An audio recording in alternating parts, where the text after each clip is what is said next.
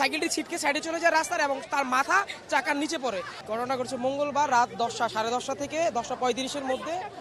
একটি বড় সাইজের ট্রাক একটি সাইকেলকে ধাক্কা দেয়, সজোরে আঘাতে ধাক্কা দেয়, গতিতে ছিল।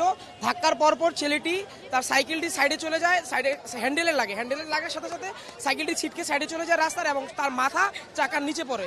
তার বডির অন্য কোথাও কোনো আঘাতের চিহ্ন ছিল না, শুধুমাত্র তার মাথার এই যে আমাদের স্কাল্পে যে খুলি চোখের ওপর দিয়ে উঠে গিয়েছে এবং তার মাথার আমাদের 4টা মগজে 3টা মগজই তার সেখানে পুরো একবারে ভর্তা আকারে হয়ে গিয়েছে এবং ঘাতক ট্রাক চালক সাথে সাথে সেখান থেকে পালিয়ে যায়। কিন্তু পুলিশ তার বাবাকে এবং পরিবারকে আশ্বাস দেয় যে 24 ঘন্টার মধ্যে আসামিকে ঘাতককে ধরা হবে, কিন্তু এখনো ধরা হয় নাই।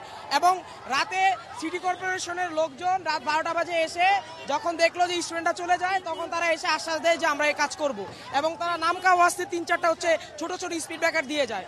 এবং যেই দিন এই ঘটনাটা ঘটে সেই দিনে আমাদের তেজগাঁওয়ের এই এলাকাবাসী স্টুডেন্টরা আন্দোলন করে যে এই ফার্মগেট থেকে রেল স্টেশন পর্যন্ত আমাদের প্রায় 7-8টা শিক্ষা প্রতিষ্ঠান এবং বিভিন্ন গুরুত্বপূর্ণ প্রতিষ্ঠান রয়েছে। তো সেক্ষেত্রে সেখানে এইরকম জায়গায় একটা স্পিড ব্রেকার নয়, সেটা খুবই দুঃখজনক।